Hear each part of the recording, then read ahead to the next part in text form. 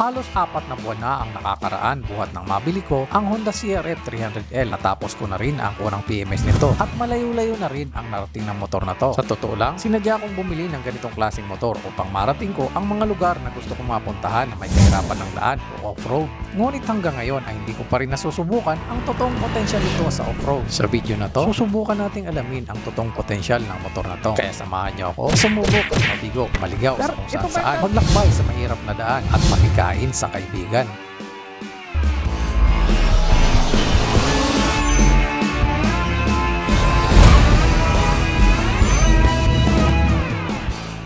Ang biyahe natin ngayon ay mga Tarim, Pangasinan sa Daang Kalikasan.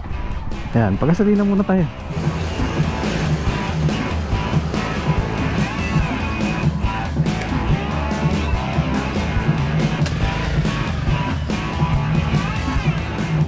Time check, 4:56 ng umaga. Ongoing na tayo, papunta ng mga Tarim, Pangasinan. Dadaan tayo dito sa may Tarlac. Maaga pa sa mga oras na to pero may karamihan na rin ang mga sasakyan sa kalsada. Hindi pa ako decided. Dito na tayo dadaan sa may New Clark City o daanan pa natin itong Bagban. Palagay ko dito na lang tayo dadaan sa may New Clark City. Alas 6. Okay, sige, thank you. Yung Socobia, bukas ba yun? Bukas naman yan. Hindi na sasara? Yung bagong daan? Moving muna tayo dito para hit natin yung ganda ng araw. Sa punto na ito, saglit akong huminto upang salubungin ang isang napakagandang pagsikat ng araw.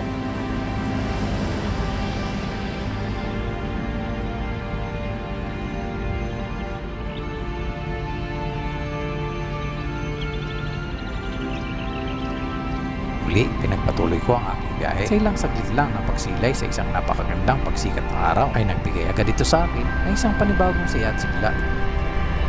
Ilang saglit lang ay narating ko na kaagad ang Socobia Bridge. Ito ang bagong tulay na nagdudugtong sa Clark, Pampanga, New Clark City ng Tarlac. Ang init ng panahon kagabi pero dito parang ang lamig.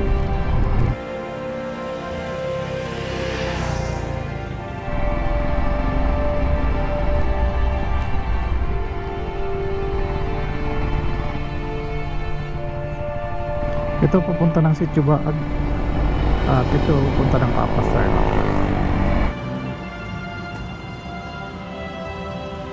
Okay. Pagdating natin Tarlac City, kakaliwa tayo. 2 hours, almost 2 hours. So mga 8 o'clock na tayo makakarating doon. Nakalagay naman dito mga Tarim, Papaya, Kapilingki. So kakanan tayo dito. Nandito na tayo sa Santa Ignacia. Malapit na to sa Kamiling. Pakiramdam ko lang kasi hindi ko masyado natatandaan dito. Parang napalayo naman yata ako sa Jollibee.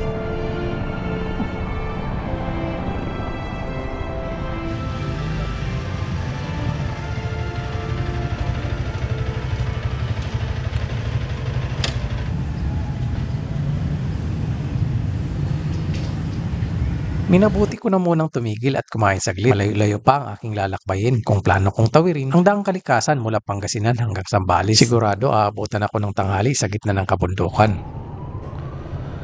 Mula dito sa Kamiling sa may Jollibee, nagpatay 39 minutes, 29 kilometers.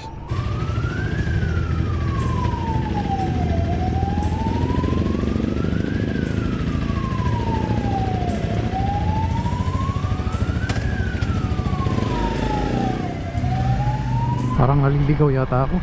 Parang barangay road to eh. Oh. Sir, ito ba yung daan papuntang mga Tarim? Mga Tarim?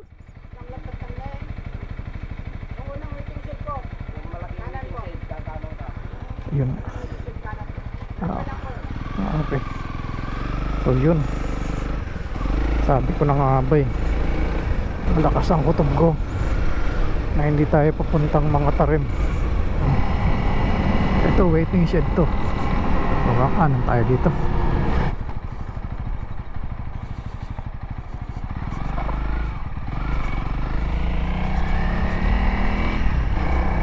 Papunta yata, mayroong papunta dito na daan. Yun ang hindi ko nadaanan.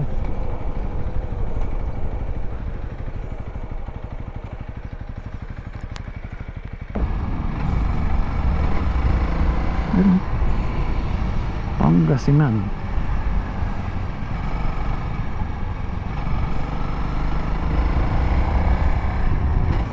I love mga tarim. Tara nga, paglampas natin dyan Maribel Street, kakanan tayo dyan ng konti, tapos tuloy-tuloy na yun. Yun lang, road close. Doon tayo dadaan sa may parada. Sarado ang daan mula mga tarim hanggang daan ng Kalikasan, kaya naman minabuti ko na lang dumaan sa daang Katutubo kahit hindi ko alam ang daan. Sir, pwede magtanong? Saan po banda yung daan papuntang daang Katutubo? Malayo pa po. Pag ano po ng school ng Saratan po. Pwede magtanong? Pwede magtanong? Saan po yung daan papuntang daang Katutubo? Daang Katutubo? Opo. Diretso, malayo pa? Lumampas na ako. Sabi ko na nga ba hindi kasi darating yun sa bago yung Aguilar. Kung galing ka din sa Starlac, madadaanan mo na yung daang Katutubo. Ito nga, Saratan.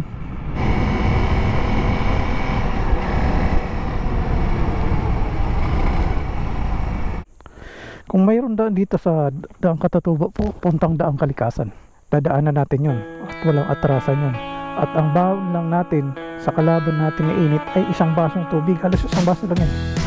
Parang mayroong mga solar panel dito ayun dami niya, solar panel. At makikita natin dito mag-harvest sila ng kuryente dito. Daming solar init nga naman, di pakinabangan tinignan ko kanina sa drone. Kanina nagtataka ko parang mga higad sa bundok. Kung tinignan natin ay solar panel pa. Ano yung rough road na bahagi na daan? Ito yung sa kabila. Ano ba ito? Tibag. Talagang ganito lang. Ito. Dinaanan ng hindi ko alam kung anong nangyari dito. Pero ganito talagang daan dito. At tama-tama itong motor natin para dito. Noong una kasi yung dala ko dito GSS-X S1000, yung naked bike ng Suzuki na 1000cc. Grabe, nakakatakot. Biruin mo, naked bike yung dala mo. Suzuki yung ginamit ko dito dati. Nakarating ako dun sa taas na Suzuki yung gamit natin. Ito, papunta na to ng daang Kalikasan. At hindi ko inaasahan na maraming sangandaan sa tinahak ko na landas. Dito mas nakakatulong ang drone kaysa kay Google Map. Walang kamuang-muang si Google Map sa daan na to. Okay, ayos sa drone shot natin. Ito pareho to, papunta ng daang Kalikasan. Pero kung ang intention mo ipauwi, dito ka dumaan. Pero may rough road pa rin yan. Pero kung ang intention mo ay to go farther, dito ka dadaan dito. At malamang ito rin yung daanan papunta ng Zambales. Mukhang mahirap pang pinasok natin, lalo na kung ang baon natin ay isang basong tubig lang. Malapit na rin maubos. Napakadelikado na nito. Nag-iisip na tuloy kung tama ba itong naging desisyon ko dito, sigurado. Kasi mukhang inaararo to, mukhang ginigrider. Samantalang doon mukhang dinaanan lang ng kabaya. Kailangan dandahan lang tayo dito. Iwasan natin yung disgrasya o di kaya yung aksidente. Mahihirapan tayo nito pumunta ng ospital. Ay,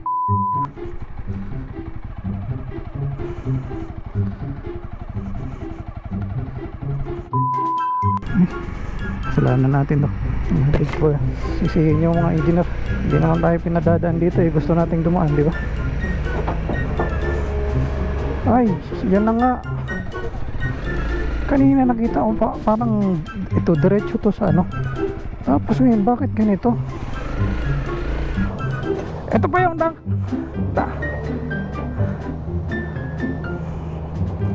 ito yung daang Kalikasan? Diretso to? Meron ang daan to papunta sa Bales? Meron. Okay, sige, thank you. Oops. Ay. Preno. Daang to.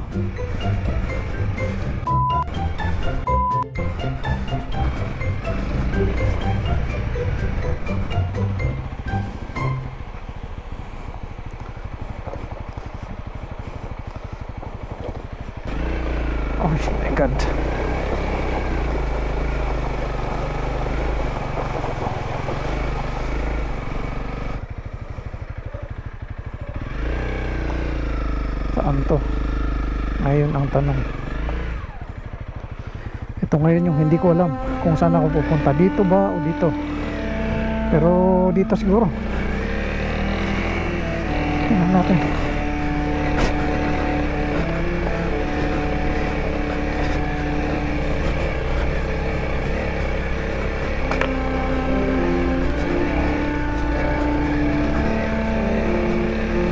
Grabe. Ayun, pag na-distract tayo dito, walang makakansa.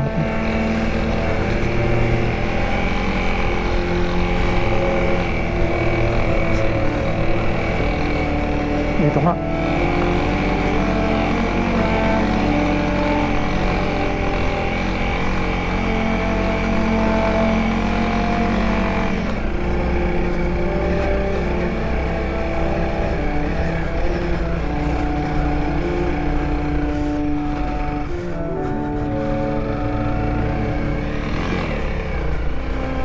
Parang may halong pagsisisi na yata yung naisip ko ngayon.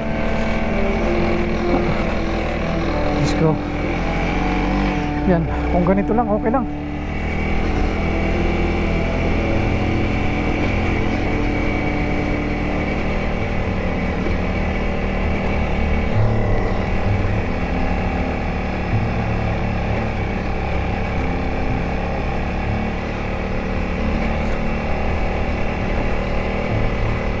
Hindi ko alam kung blue na talaga yung langit o blue yung... Oo, naninilim na yung paningin ko.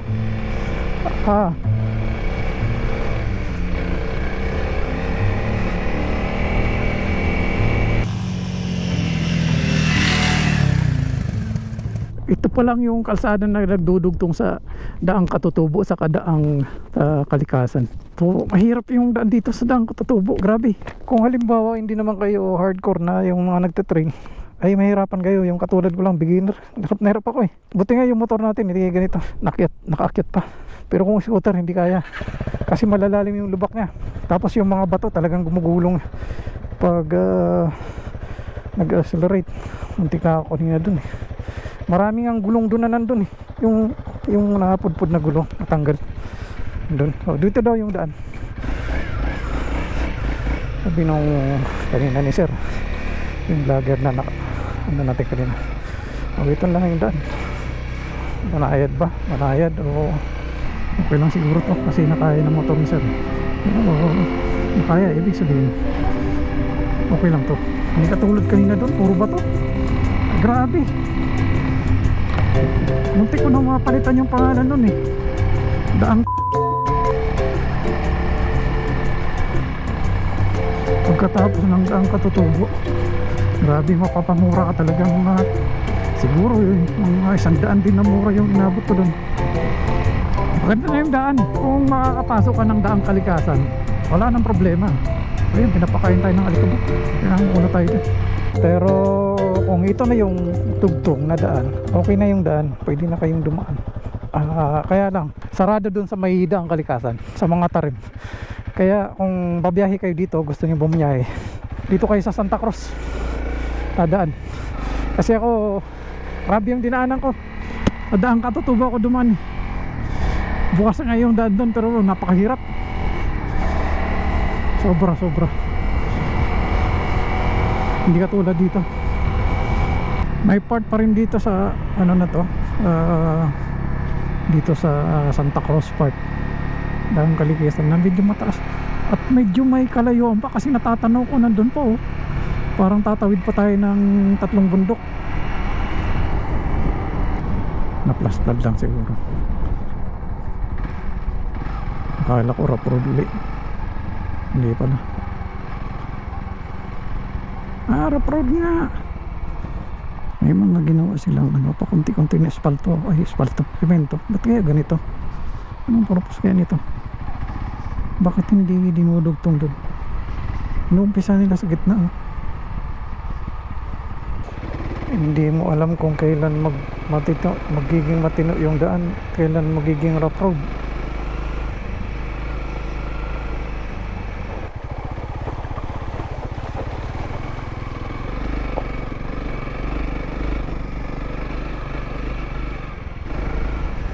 Hindi siya tuloy-tuloy. Yung kanyang maayos na daan, papasahin ka niya ng konti, tapos bigyan ka na naman niya ng pagkakataong mag-doubt sa sarili mo.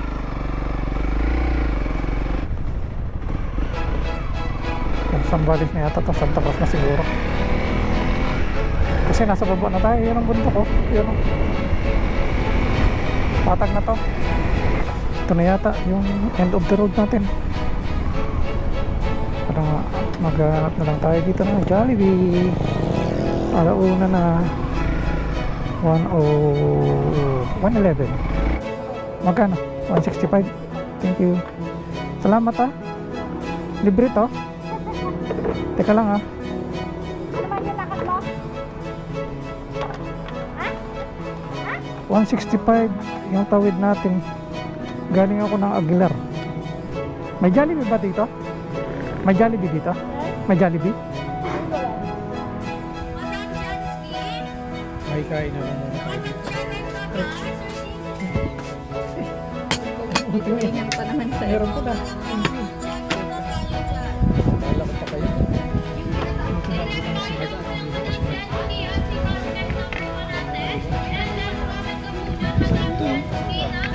Kain na ako, Mark, ha? Ay, kung Meron ba kayong sito ngayon doon? Itawag mo muna kahit isang pirasong malaki lang. Nakapicture pala tayo. Sorry. Pero casual na naman yung usama na. Hindi, ipagputulin ka naman. Welcome sa first PMFC, sir. Kanina maraming tao rito, yung mga guardia siya. Pumunod dyan. May fire and range na. Ano? Meron kayo dito, pero Yan, sir, yan. Ito yung pinakamalaking PMFC, sir. hindi ko na maalala ito eh. Maliit pa dati ito eh. Mag-ano kami dito. Ano, init oh. Akala ko malapit na. Grabe, layo pala. Pero yung iikot ka na, magsubit ka na yan. Oh. Diretso. Malayo na kung dito ka bumalik ka pa doon. Nagmangataram ka ba? Hindi, ano ko. Wala na? Aguilar. Sige. Kasi yung mga tarim, tarado.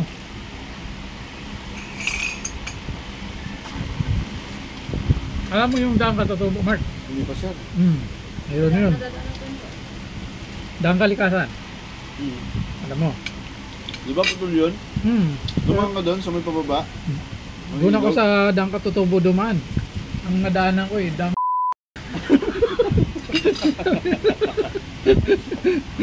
Bakit? Ay, grabe Init, puta. mahal ka, Bok? Grabe yung ano, yung ang lalaki ng bato. Hindi ko palang kakain. Alas 2 na, sir. Naghanap ako doon. Inabol mo talaga. Hindi mo naman alam na nandito ako, sir, di ba? Oh, hindi. Sabi ko, baka nasa ano ko eh. Hindi kita... may kanin pa po. Okay na, okay na. Masarap yung biko, sir. Para makapagbiko ako. Ray! Kain.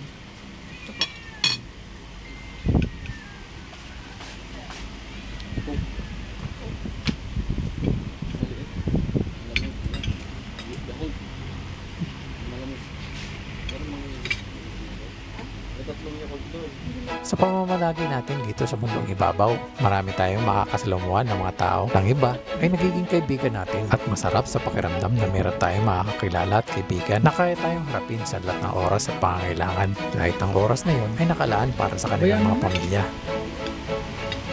Yes, dahil ulam namin. Sarap to. Ano ko, islander ako. Ang naiulam ko talaga isda. Dalan. Kasi islander ako. Hindi na ako nagpo-pork masyado siya. Sisig-sisig. Yung mga anak ko, mga karne mga yun. Manok, baboy. Yung misis ko, gulay. Ang buhay ay parang isang biyahe at ang mga mabubuting kaibigan ay maihalin tulad sa isang motor na maaasahan. Tulad ng motor, ating silang alagaan nang tumagal sila sa ating buhay. Time check, 2:06 ng hapon. Buti nandun si Mark. Ay, kain ako dito. Sobrang gutom ko na eh. Pinapalan ko na yung mukha ko. Wala akong nakitang kainan dito sa Santa Cruz eh. Ayun. At kain tayo ng maayos doon. Kay Mark. Salamat kay Mark. Shoutout kay Mark. Okay.